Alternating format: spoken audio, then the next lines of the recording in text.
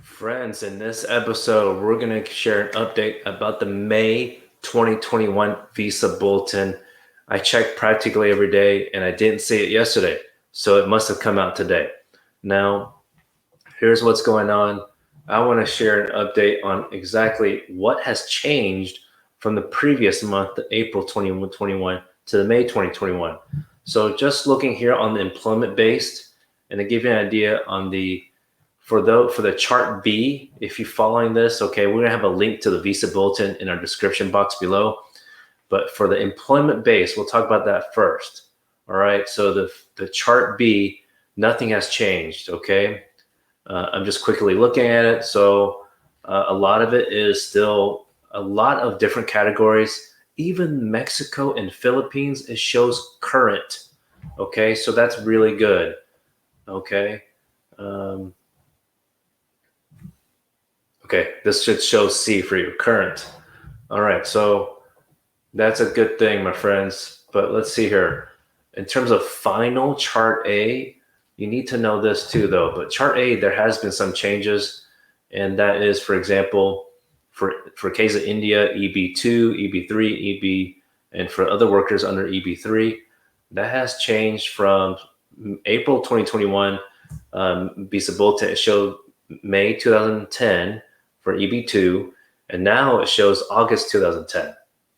Okay, and so it's given more time, and also for EB3 and other workers, that has changed from September 2010 to February 2011.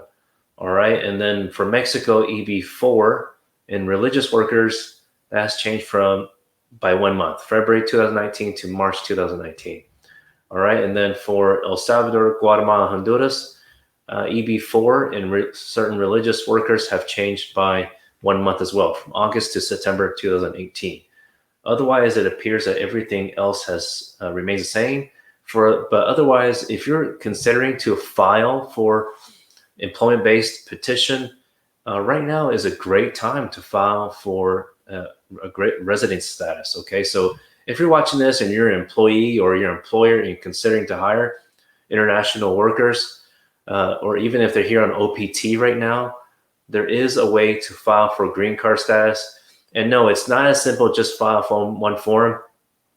You're going to be investing a lot of money into this process. You want to make sure you hire a lawyer, or at least consult with an immigration lawyer to make sure everything is done correctly and that the employee candidate is qualified and eligible. Okay, and also for you as employer, make sure you're eligible.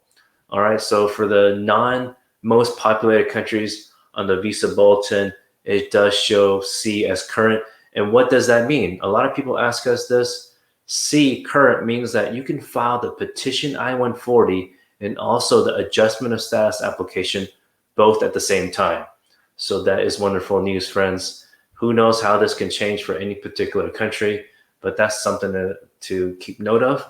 Also, friends, just because you have a candidate you're considering to hire and they have a passport and they're here on a current visa, that does not by itself mean they're qualified to for employment-based perm, for adjustment of status. Okay, you need to make sure. There's so many other questions to ask. Number one, have they lied or misrepresented to the government before? Depending on the process that you select, or depending on the occupation, the job title, you likely will have to go through some kind of recruitment process. Okay, just because you identify this one particular candidate doesn't mean that you can just circumvent the process of recruitment. That's very important. And also, depending on the category or job title, you also have to apply or request prevailing wage determination. Essentially, it's more like a minimum wage for that job. Okay, so you can't just pick any random number. Okay, you might have an idea in your mind, but it has to be above the government selected salary number. All right, so that's for employment based. There's so much to talk about that, but we'll save that for a different video. All right, so in terms of family based, I know a lot of y'all have this question. I'm just looking here real quick, seeing which one has changed. Looks like for the most populated countries, only F1, F2A, and And F1, F2A, those are the only ones that updated for the non-most populated countries. That has only changed by 1 month, okay? F1 has changed from September to October and March to April 2021. All right. And then, so to give you an idea on why this differences even make a difference, why these changes in the visa bulletin make a difference for you, it's usually for a good thing, right? Because then you can start, if it's chart B, like I've just mentioned the dates right now, you can start preparing your financial documents from your sponsor, the petitioner, and have that uploaded to the National Visa Center. So by now you would have or should have already had the NVC case number and invoice number to pay the immigrant fee. If you have not, you need to submit an online inquiry form to the NVC website, really through the Department of State. Okay. Now to give you an idea for the other countries like China, for the family-based, for Chart B, that has changed for F1 by 1 month. Let's see, F1, F2A has updated by 1 month. And that's the only things that changed. For India, that has also updated by 1 month for F1 and F2A. And then for Mexico, F2A updated by 1 month. So did F2B to August 2000.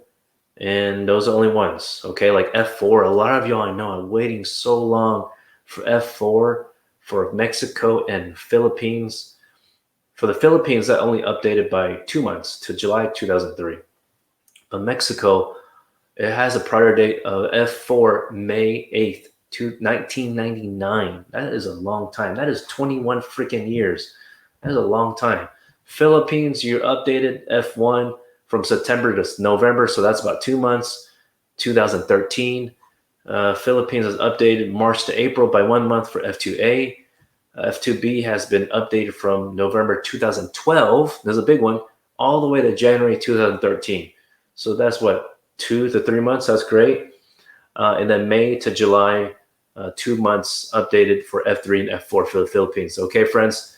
So I hope that gives you an idea of what's going on with the government here and what we can do for you. So I just want to share the screen real quick. So this is what I was showing you right here about I only went through, for the family base, I only went through the chart B, when you can start preparing the financial documents, okay? Because there's a lot to go through and I don't want to bore you with all this information. But if you're just wondering and you don't know even if the priority date has reached or not, because all these charts can be confusing, but you know, friends, we have a free preliminary 15 minutes that our legal team can discuss with you to just verify for you, or you just have 1 or 2 questions. Contact us here. You can call us if you're at work, you're busy. Send us a text, even if it's late hours, we'll respond to you the next business day. And if you have time, you're at the computer, fill out the intake form down below in the description box. It starts with Ting Law. And if you call or text us, share this not so secret code, green card guys. Okay, friends? If you're new to our channel, please subscribe down below. As you can tell, if you're just scrolling through our channel, we are pretty much giving an update of tips and news practically every day, except the weekends. We need to rest a little bit, but Monday through Friday, we usually have some kind of video for you or live video. We have live shows at least every Tuesday and Friday right now. All right. So we're happy to help guide you to the right direction. And friends, if you are not familiar, we do have a Facebook group. Okay. And please join the group. It's called Immigrant Guide and Support Living in America. If you search Green Card Guys, you should be able to find it. That's shorter to find. Okay. And if you need more time to discuss with us, we do have a website here. You can self-schedule. If you need the 30-minute, 45-minute, we do offer that for a fee. So anyway, friends, we greatly appreciate it. Until next time, please continue wearing a mask. Take care now.